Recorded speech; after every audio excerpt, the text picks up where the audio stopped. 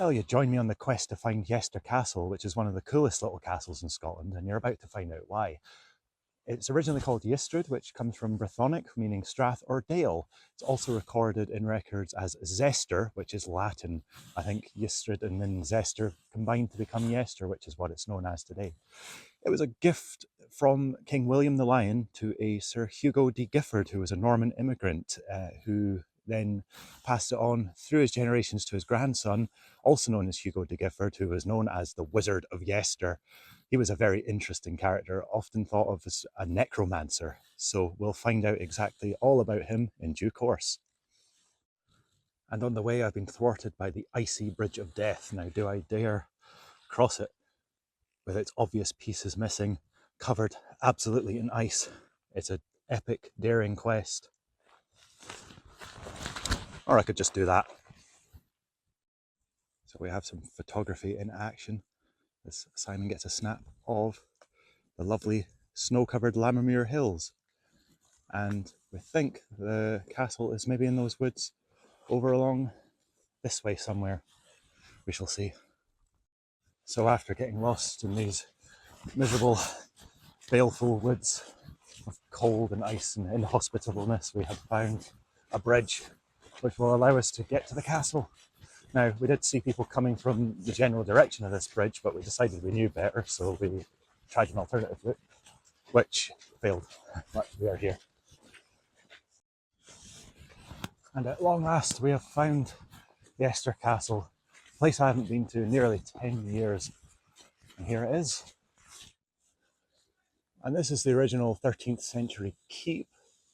Now, I was once daft enough to climb up part of this, but I never got very far. And there's this arch here. Could this be the mysterious Goblin Ha? No, it's not. I'll show you where it really is. One of the old windows still intact here in the main keep of Yester Castle. We've got what looks to be a fireplace. Let's see if I can get a wee look up there. Oh, it doesn't really go that high, does it? Get another nice view right here.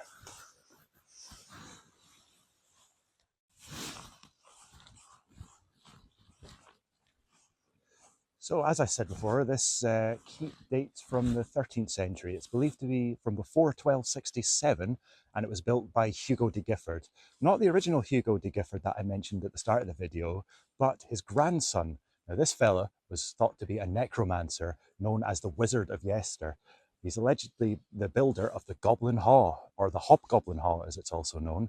Now, that is a massive cavernous structure that is below this keep somewhere, and I'm away to go and see what that's like, because it's one of the most beautifully preserved medieval spaces in Scotland, and it's all in this secret little place in the woods here. I'm really looking forward to finding out what it's like. And as you can see, just around the corner from the keep, there is a much more substantial structure here. Now, I believe this part of the castle is where the Goblin Ha is housed. Now, if you follow us round down these stairs here, and what you'll see are two gateways, or windows with iron bars in them. I'm going to get down there and get a closer look. But through that, we should be able to see the inside of the Goblin Ha. There we go. Easy does it. Got this little ramp to the top window. Ooh, I fell there. To the top window. Now, as you can see, hopefully through the bars, that is it. The Goblin Ha of Yester Castle. Now, the good news is we can actually go inside there.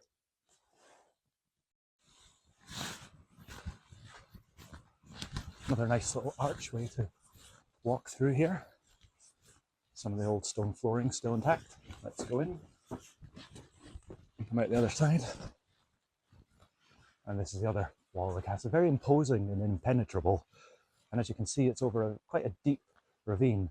Remember I mentioned that it was from the Brythonic strath or dale, presumably meaning this deep ditch here. But it would have been a pretty impregnable structure in the day. Okay, so Simon's found this very unassuming little culvert, but we believe that's the key to the whole mystery behind this Goblin Ha. So we're going to have a wee look at that. So this is indeed the way in, and it gets to the best part of the castle. So if you want to see a guy that's nearly in his 40s crawl into a small hole, you've come to the right place.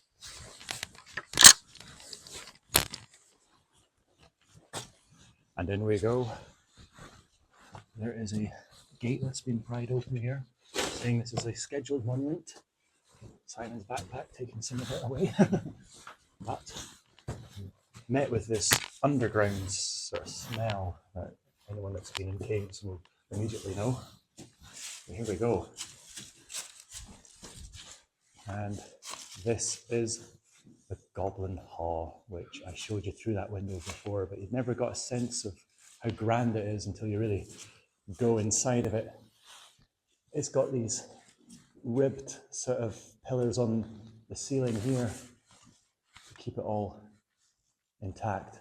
And intact it is. This is probably one of the best preserved little places like this in Scotland, at least as far as ones that aren't owned by Historic Scotland or anything like that. This is almost perfect. You can really imagine what it would be like to have had a big banquet in here or something like that.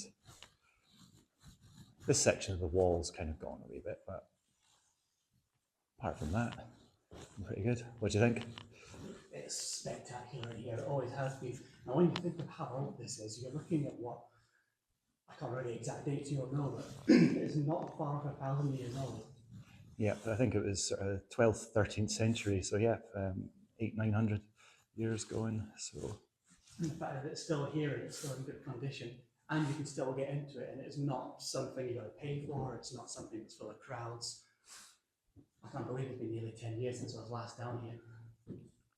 Ewan is emerging from the last little bit that we're going to go and do before I start boring everyone with facts. It's the secret stairway down to the little mine at the bottom.